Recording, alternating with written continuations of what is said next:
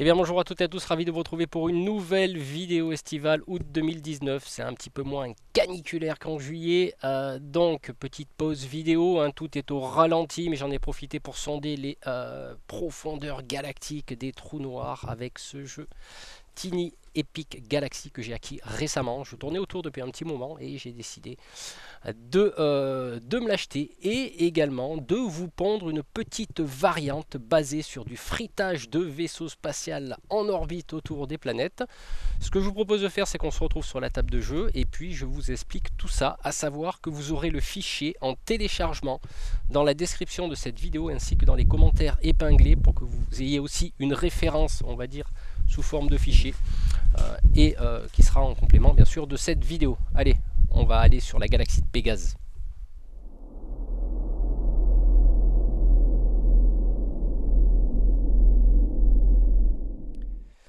Alors, pour le mode multijoueur, donc on va faire le placement normal, hein, comme les règles officielles, sauf qu'on va prendre des pions représentant les futurs croiseurs qui vont être construits dans notre galaxie. Donc en l'occurrence ici, j'ai pris les croiseurs, enfin les vaisseaux de l'extension Beyond the Black.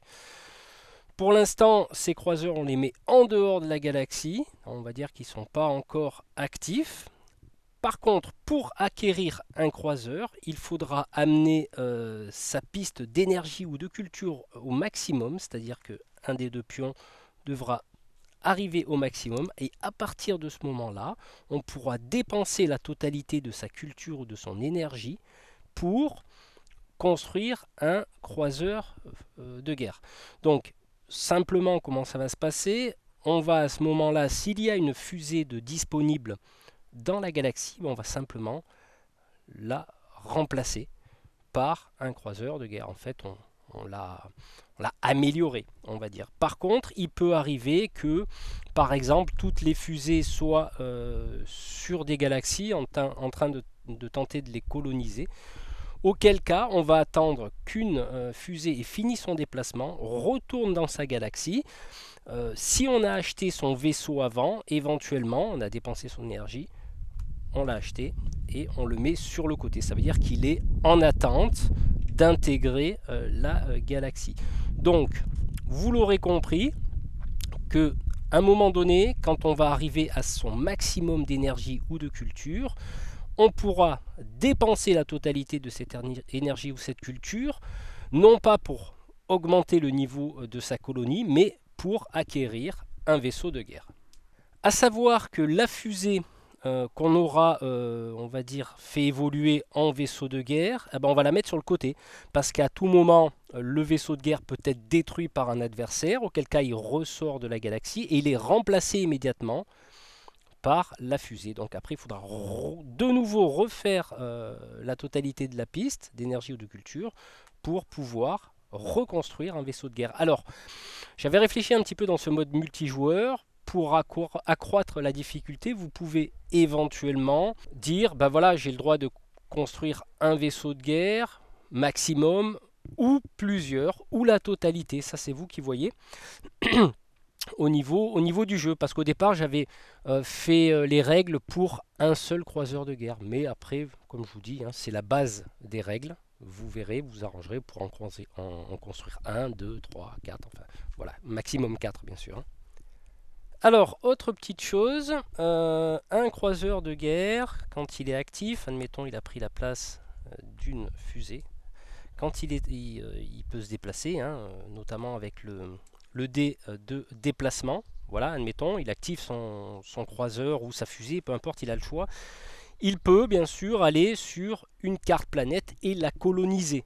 Ça, c'est pas un problème, un croiseur de guerre peut le faire. Par contre, ce qu'il n'aura pas le droit de faire, c'est atterrir sur la planète et bénéficier de son effet. Faut pas non plus exagérer.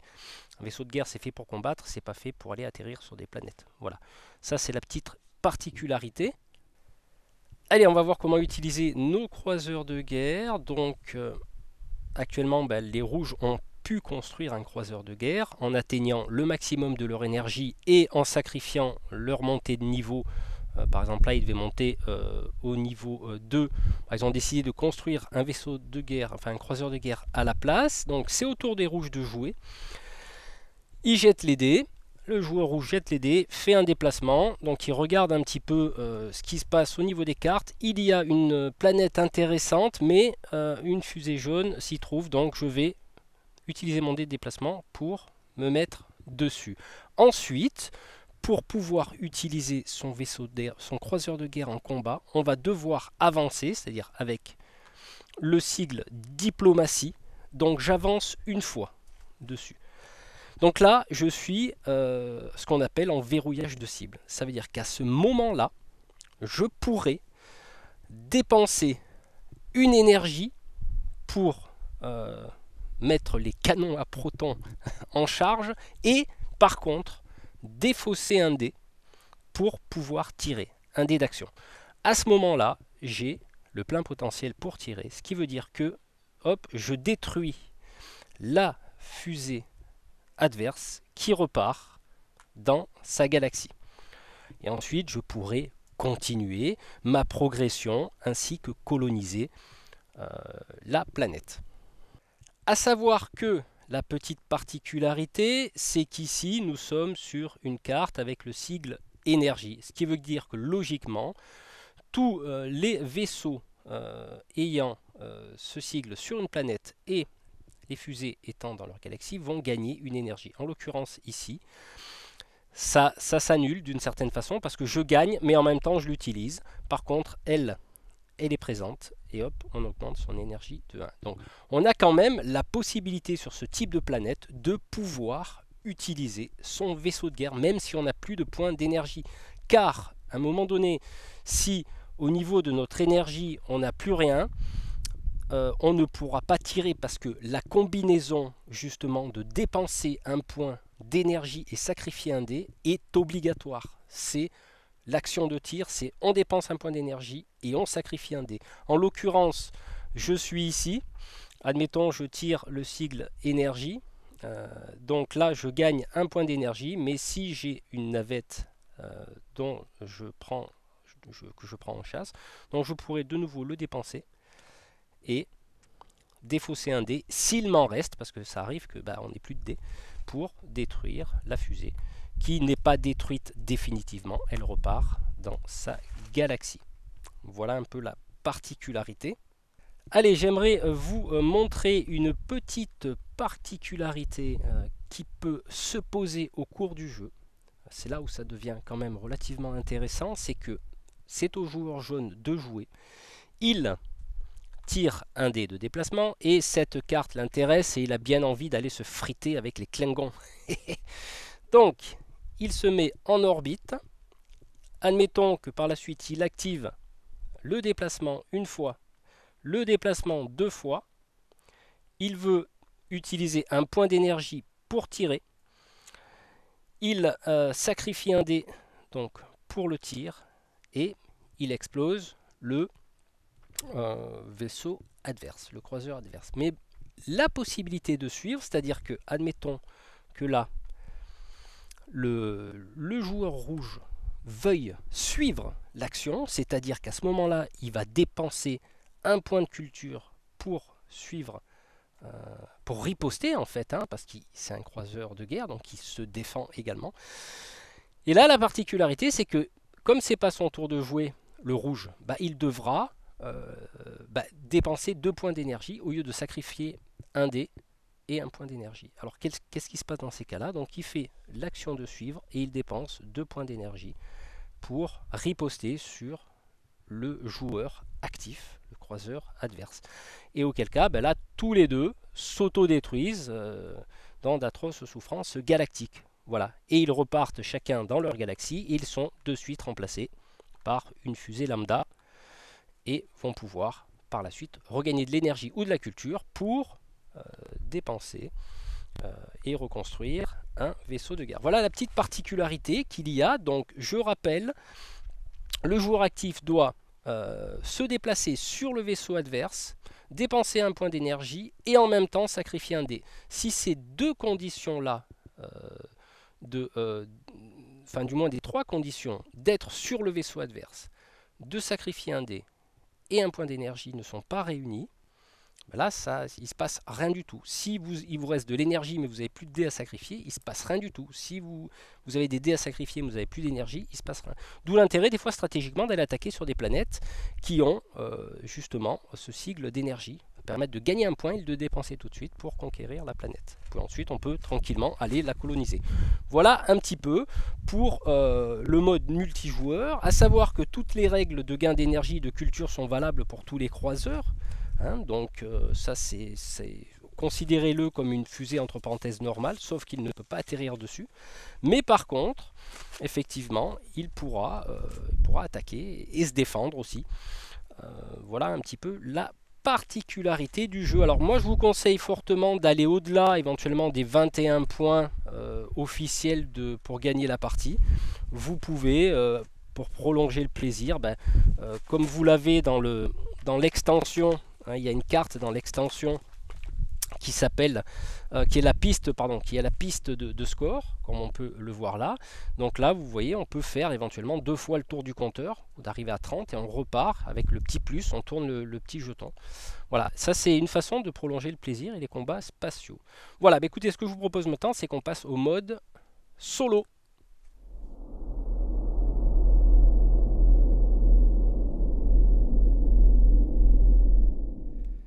Allez, pour le mode solo, c'est pas la même histoire. Là, je me suis creusé les méninges dans les trous noirs des profondeurs galactiques des neutroniques inversées de torpilles à protons, si vous m'avez compris. Donc là, effectivement, pour ce mode solo, on va considérer que la colonie, la galaxie Renégate, a d'office un croiseur. Voilà, d'entrée.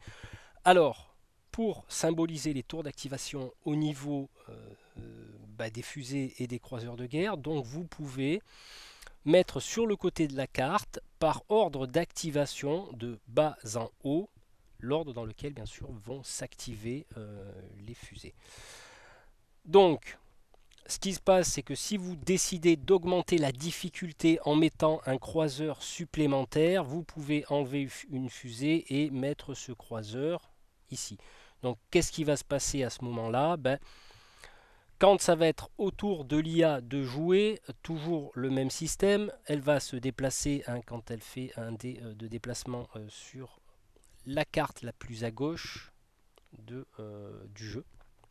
Voilà. Et ensuite on descend les autres fusées et ainsi de suite. Et quand elle termine son tour, admettons qu'elle a gagné cette carte et qu'elle repart, lui repart dans sa galaxie, elle remonte en haut et hop, elle récupère la carte. Donc voilà, c'est un petit peu l'ordre de priorité dans lequel va se déplacer l'intelligence artificielle que j'ai appelée IA dans ma variante au niveau du fichier et pour le personnage joueur, donc c'est le PJ. Donc là, vous l'aurez compris. Donc là, effectivement, on vient de voir la mise en place. Alors, qu'est-ce qui va se passer quand un croiseur va s'activer?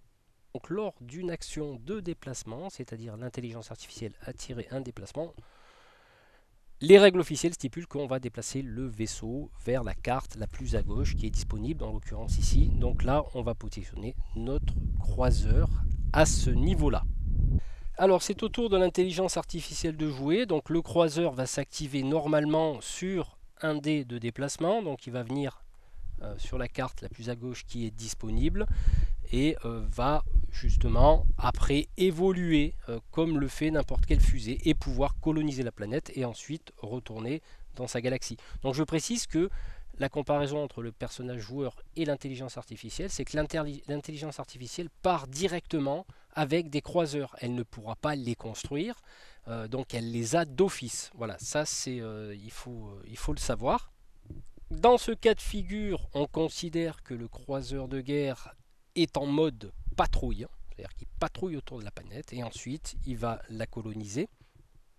Allez, nous allons voir un autre cas spécifique au niveau de l'intelligence artificielle et des croiseurs. Vous verrez, c'est assez sympa, surtout pour l'intelligence artificielle, peut-être pas forcément pour le joueur. Donc le joueur humain vient de terminer son tour, il n'a plus que, on va dire, commencer à être en orbite autour d'une planète et c'est à l'intelligence artificielle de jouer.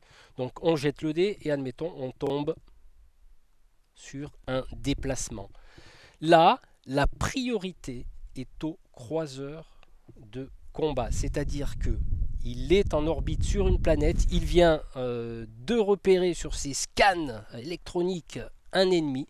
Donc on va utiliser ce déplacement pour le faire venir en orbite sur cette planète pour pouvoir commencer à attaquer l'ennemi et éventuellement le détruire.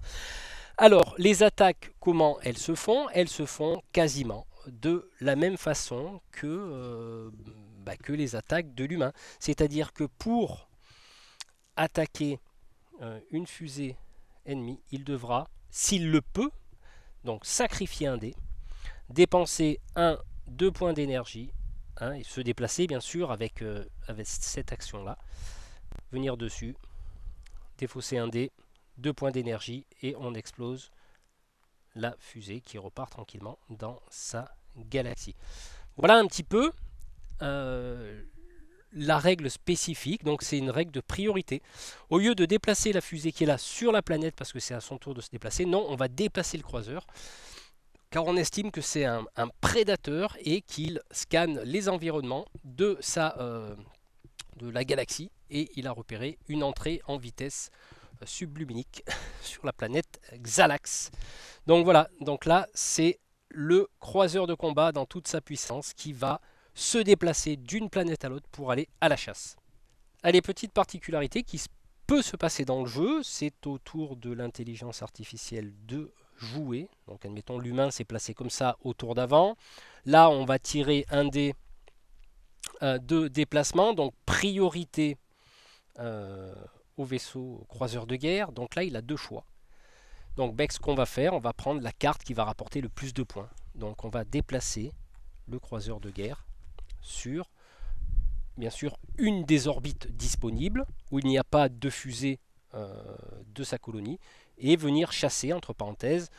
Là il a le choix, donc on va prendre celui qui rapporte le plus de points. Si les cartes sont à égalité, bon, vous prenez celle le plus à gauche. Voilà, vous verrez ça en fonction de, on va dire, de la configuration au niveau du jeu. Et c'est au tour du joueur de s'activer. Donc admettons il tire un déplacement et il décide, pourquoi pas, soyons fous, d'aller coloniser cette planète parce que cet effet l'intéresse. Donc il va déplacer sa fusée juste derrière le croiseur de guerre, car lui est en mode patrouille, il n'est pas en mode, on va dire, verrouillage de cible. Si la fusée du personnage joueur se déplace sur le croiseur, et pour une raison quelconque, on va dire, il faut être fou, mais bon, ça peut arriver, il stoppe son mouvement autour de l'IA, c'est-à-dire de l'intelligence artificielle. Quand c'est son tour, elle peut dépenser donc 3 points d'énergie pour tirer. Donc voilà, après j'expliquerai les règles de combat au niveau des croiseurs, hein, vous comprendrez pourquoi les 3 points d'énergie. Donc si elle les a, bon en l'occurrence ici elle les a pas, donc elle ne peut pas riposter, mais admettons qu'elle les ait, dans ce cas-là, à son tour de jeu, l'IA peut dépenser 3 points d'énergie et exploser la fusée qui est là. Bon, il faut être un peu marteau. Mais ce qui peut se passer aussi au niveau du personnage joueur, c'est qu'il va tenter de dépasser le croiseur de guerre pour le prendre de vitesse, hein, parce que on va dire une fusée va peut-être plus rapidement qu'un gros croiseur de guerre. Et admettons, voilà, hop, elle se déplace une fois, elle tente les dés, elle jette les dés, hop, voilà, tac, et hop, elle colonise la planète. Lui va retourner tranquillement sur le dessus de la pile. Et là, on va prendre la carte. Voilà quelques petites singularités au niveau du jeu. Alors, comment on va attaquer un croiseur de guerre? Donc, c'est au tour de l'intelligence artificielle de jouer. Donc, elle a un déplacement. Elle va, bien sûr, automatiquement se mettre vers sa cible. Elle va se déplacer, hein, avec le sigle économie dessus. Et à partir de ce moment-là, elle pourra sacrifier un dé, s'il en reste un, et dépenser un point d'énergie, hop, pour détruire la fusée adverse. Voilà, ça c'est les règles d'attaque, elles sont toutes simples. Donc déplacement. Alors je ne sais pas si avant je ne me suis pas trompé, hein, dans les prises précédentes. On se déplace bien avec les sigles économie et diplomatie. Hein. Des fois ça m'est arrivé de me tromper avec possiblement les dés de déplacement. Alors autre cas spécifique qui m'est arrivé, donc là, admettons, on s'est déplacé, on s'est déplacé sur la planète, on s'est déplacé 2 fois, mais pour une raison ou une autre, je ne peux pas tirer parce que je n'ai plus d'énergie. Donc je continue. Voilà, on va dire que les torpilles à protons sont restées coincées dans le tuyau, donc il ne peut pas continuer. Par contre, il peut pas tirer, pardon. Par contre, il peut continuer à se déplacer. Allez, nous allons voir la capacité de riposte de l'intelligence artificielle. Après tout, c'est un croiseur de guerre, c'est pas un voilier. Donc là, le tour est au joueur humain. Il a décidé de se déplacer avec l'économie sur cette planète et se mettre en mode verrouillage de cible sur son adversaire. Alors qu'est-ce qui se passe? Donc là, il va décider de tirer. Donc le joueur humain va dépenser un point d'énergie, sacrifier un dé et tirer. Sauf que bien sûr, l'intelligence artificielle, comme je le disais tout à l'heure, c'est pas un petit voilier. Voilà. Donc, il va suivre automatiquement l'action. C'est-à-dire qu'il va riposter. Sauf que là, il ne peut pas dépenser de points de culture parce que dans les règles, il ne peut pas suivre. On est d'accord? Par contre, ce qu'il pourra faire, donc il va suivre, il ne peut pas sacrifier de dés parce que c'est pas son tour. Donc, qu'est-ce que j'ai pensé le plus simple? Ça serait de dépenser 3 points d'énergie, 1 point d'énergie pour suivre et 2 points d'énergie pour tirer. Donc là, il tombe à 3 et ils s'autodétruisent tous les deux parce que c'est pas son tour, on va dire qu'il est désavantagé, sa position dans l'espace est désavantagée. Donc 1 point d'énergie pour suivre l'action, pour riposter, et 2 points. Donc ce qui nous fait 3 points à dépenser pour riposter. Par contre, s'il ne les a pas, ces 3 points, il ne pourra pas riposter. Voilà, c'est pour ça que stratégiquement, il va falloir un petit peu se positionner en fonction des points, en fonction de la faiblesse de l'ennemi, s'il est en manque d'énergie, etc. Donc vous voyez que ça peut varier. Voilà. Allez, avant de vous faire une petite conclusion sur cette vidéo, un petit rappel du mode multijoueur et du mode solo. Donc à savoir que dans le mode multijoueur, pour pouvoir tirer, et ainsi que dans le mode solo d'ailleurs, il faudra que l'intelligence artificielle ou les joueurs se déplacent d'abord sur le vaisseau en mode acquisition de cible, en mode verrouillage, de pouvoir dépenser un point d'énergie et de défausser un dé d'action. Ce sont on va dire la trinité pour ces règles. Donc se déplacer sur le vaisseau, dépenser un point d'énergie, sacrifier un dé, et on peut tirer et détruire le vaisseau adverse. Et pareil pour, on va dire, le mode solo. Quand c'est pas notre tour, on peut, pour le joueur, suivre.